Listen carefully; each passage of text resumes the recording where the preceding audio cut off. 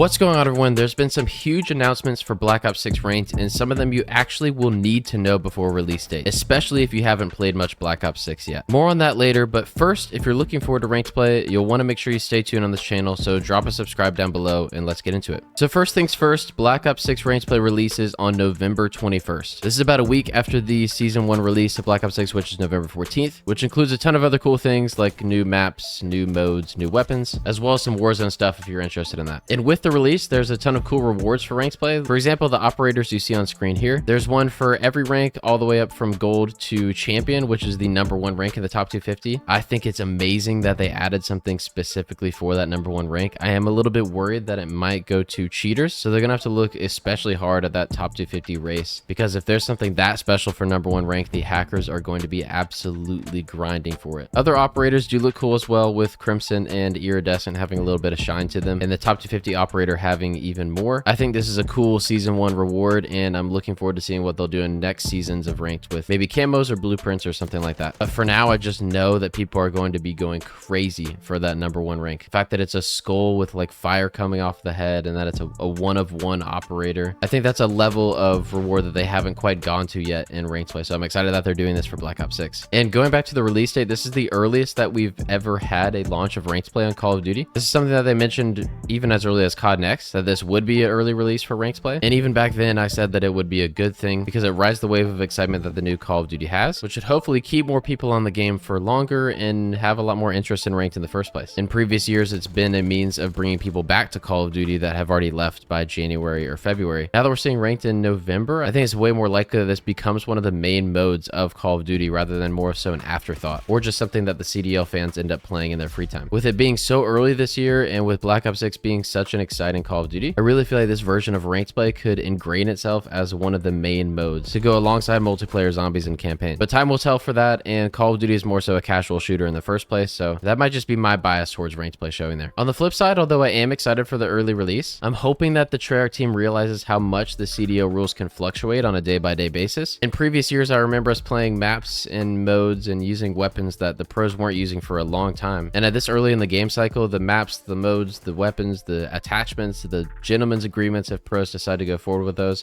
are going to be changing on a near daily basis. So if we're trying to keep Ranked play as similar to the CDL and the pro level as it can be, it's going to require constant updates and being very much in the know when it comes to CDL and pro play. And that's something we've never had to deal with before, because around the time that January and February come around, when the previous Ranked play versions have released, the CDL rule set was pretty solidified. And at the end of the day, this isn't a huge problem, but this is mainly just something that I hope the developers have in mind with releasing Ranked this early, because what's special about Ranked play is how closely it emulates what the CDL pros play. One of the good changes they made last year in MW3 was game mode dependent bans. Smokes were finally allowed in Search and Destroy last year, but when the pros used them, there was only one allowed per team. Now, unfortunately, MW3 didn't have a means of regulating that. They made smokes restricted in hardpoint and control, but when you load into a Search and Destroy, all 8 players on the map could be running a smoke, which is not what the pros used. There was a similar difference in rules in Modern Warfare 2 Ranked play, where the pros played with only one sniper per team, and that sniper could have no attachments. In Ranked play, everybody could run a sniper, and you could put as many attachments as you want. On the developing end, I'm sure this is a difficult problem to solve, but if they could find a way to regulate those pro rules, that would probably be the next step forward in making Ranked play truly similar to CDL pro play. Now, that's not the biggest deal in the world. Ranked play is still going to play great, but that's one thing I'd like to see them work towards doing if they haven't already. And kind of a tangent on the CDL rule set just because the game's coming out so early. In that same vein, they are adding new maps and new guns to Black Ops 6 in Season 1, and anybody that's played Black Ops 6 will probably admit that the maps are the weakest part of the game right now. Because of this, the pro players are most likely going to be testing these maps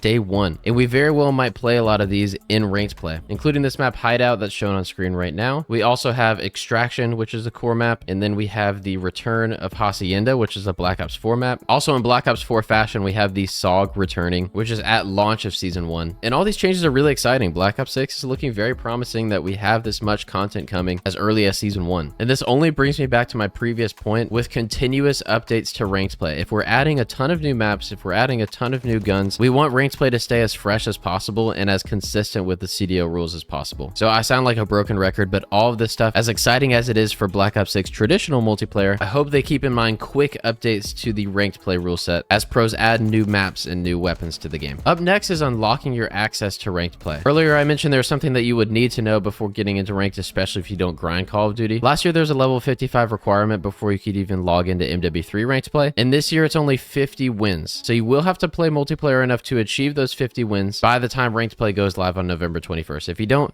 you'll first have to get those 50 wins, and then you'll be able to hop on ranked. Keep in mind that all wins before they drop season 1 do count towards unlocking this mode. And my understanding of why they do that is first to make sure that you have a general knowledge about the game before you hop in a ranked. And second is to combat cheaters that make new accounts. Hopefully they get flagged for cheating before they get to those 50 wins. So keep that in mind as we get closer to November 21st. It shouldn't take that long to get those wins, but you'll have to play a consistent amount of Black Ops 6 before you get to those. Some other new features that they've added are a map and mode veto, the ability to forfeit, and party skill restrictions. So in Black Ops 6 ranked, as you're loading into the lobby and you're forming your teams and matchmaking is doing its thing, 3 map and mode combinations will be shown in the lobby, and instead of traditional multiplayer where everybody will vote on what you play, everybody's going to vote on what you don't want to play. That way you have a little bit of control of what you play in ranked play, but not enough control to where teams can just choose their best map and play it on repeat. And my understanding of how this works is that both teams choose their veto pick individually, and then the final option is what you end up playing. The patch notes say that if both teams veto the same option, the match's map and mode will be randomly selected out of the 2 non-vetoed options, which is a great way of doing this, especially because one of my main gripes with ranked play previously has been that some maps and modes genuinely did not show up. Last year, High-Rise Search and Destroy was one of the most rare maps and mode combinations, same with Karachi Search and Destroy, and we were truly at the expense of the game's algorithm in terms of what we were going to play each game. This is the perfect way to tackle that problem because there's still some randomness and the game truly does decide what map and mode you play, but you do get a say in avoiding certain maps if you're playing them too often or if you don't like them in general. Next is the forfeit option. This is something brand new to Call of Duty that I don't think we've ever had before, but you can vote with your team to end a match early on 3 conditions. In Hardpoint, the winning team has to reach 100 points before you can forfeit. In Control, you can forfeit after the first round, and in Search and Destroy, you can forfeit after the 3rd round. Now, all teammates have to vote for forfeit for it to pass, and what it does is it counts as a standard loss, but does not result in SR penalties or suspensions. So you'll lose just as much SR as you would if you lost the game, but it just saves you the time of having to play it all the way through. This is great if you lose a teammate or if you're just losing the game really bad. And I hate to say it, but if you run into cheaters, this would not be a bad option either. Similarly, they've added a loss forgiveness, meaning your very first loss of the day will be forgiven and will not deduct SR no matter what rank you are. On top of this, there's the first 3 games of loss forgiveness when you're entering into a new rank, and now they will only count down after losses rather than after the 3 matches. I'm all for adding a more forgiving system, especially in a mode that has a lot of people hard stuck sometimes. Giving people that extra push and extra momentum to grind towards the next rank, I think is a smart decision on their end. And speaking of which, the setback after each season of ranked play is not as punishing as it has been previously. Now, if you end a season at bronze or silver, you will restart the next one at the very same SR rank. There will be no change at all, no setback. You'll pick up right where you left off. If you finish gold or platinum, you will start at the tier 1 of whatever rank you end up at. There is a little bit of setback there. Let's say if you end at gold 3, you'll start the next season at gold 1. Same thing for platinum. And then diamond and above, so diamond, crimson, iridescent, and the top 250 ranks will all go back to diamond 1 at the start of the new season. This seems like another change in the direction of making ranked feel less punishing, especially for people that are trying to get into it or might be newer at ranked in the first place. The more that you can help lift those players up without making it too easy seems to be the line that they're drawing here, and I think they've done a good job so far. Now, the very last thing we're going to talk about today, which is a huge change actually,